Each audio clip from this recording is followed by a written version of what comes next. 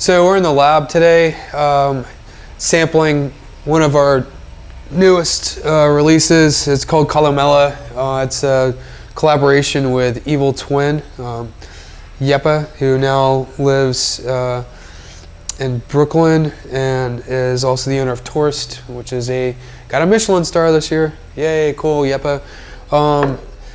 And it's kind of funny because it was inspired by this white Greek wine, which has actually quite a bit of history. And the way I actually found out about this wine, is called retsina, is when I decided I wanted to brew beer instead of go to college. I had to work in a lot of restaurants. So I worked in a Greek restaurant, and one of the Greek restaurants I worked at carried retsina wine. Retsina wine has a very long history, as I've already discussed. One of the cool things about it is it goes back to a time when beer was being aged in vessels besides wood. These particular vessels were usually made out of clay, and they were called amphora. The amphora would crack and chip, and when those things when they were damaged, they would have to find a way to repair them.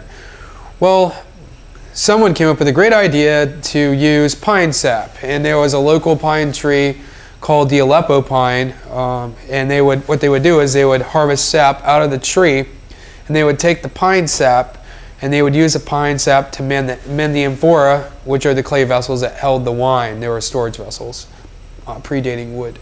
And as a byproduct, it worked great. It kept the liquid in the vessel, but as a byproduct, the wine ended up picking up the pine resin. So, if you were to drink this wine, it's more of like it's more of an aromatic rather than a flavor compound. But it's definitely quite lively, and you can see how it would work well with Greek food. Sorry. Anything actually with rosemary, you can see how it hit well with, or garlic. It's almost kind of adds like a savory note to the wine. So Jeppe and I were kicking around this idea in Denmark, not this year but last year, so like 2013 during the Copenhagen beer celebration. We're actually sitting out in front of Mikkel's first bar, which is near, I think, Victoria Brigade.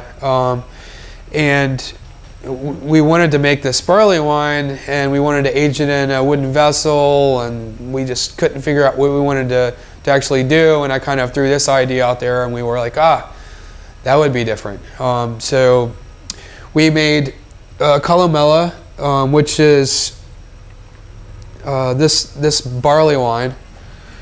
Sometimes we refer to it as a strong ale, but I think it's probably better referred to as a barley wine. It's I think 12.6, is that where we ended up at? I believe so. 12.6 alcohol by volume, somewhere in that neighborhood. So it's definitely a barley wine strength beer, and the basis of the beer is actually based on a wine. So I'd say probably best called a barley wine. Before I get too far into explaining this, I also want to just briefly explain what Columella means. Columella is actually a writer that wrote about food and drink.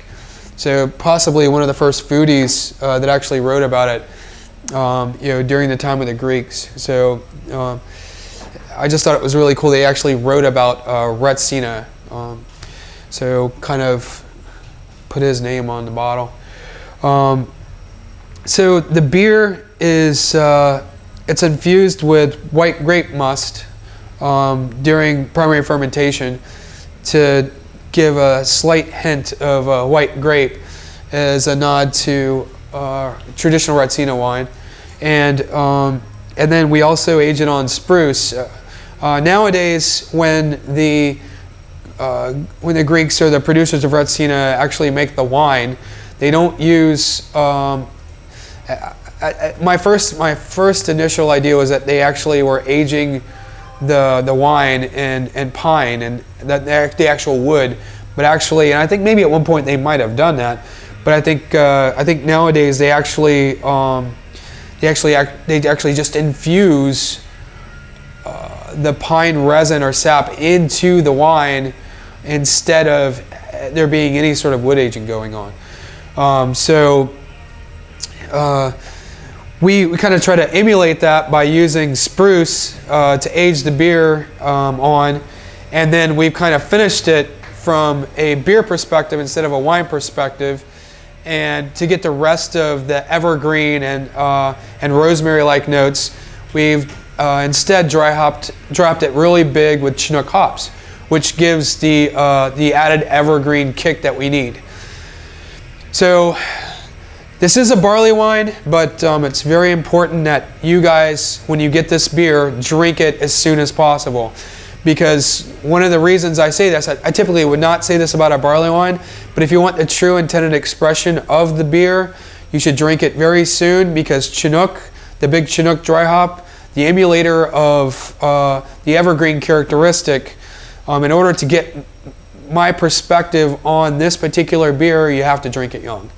If you don't like it, set it down, let it age, let some of that die back.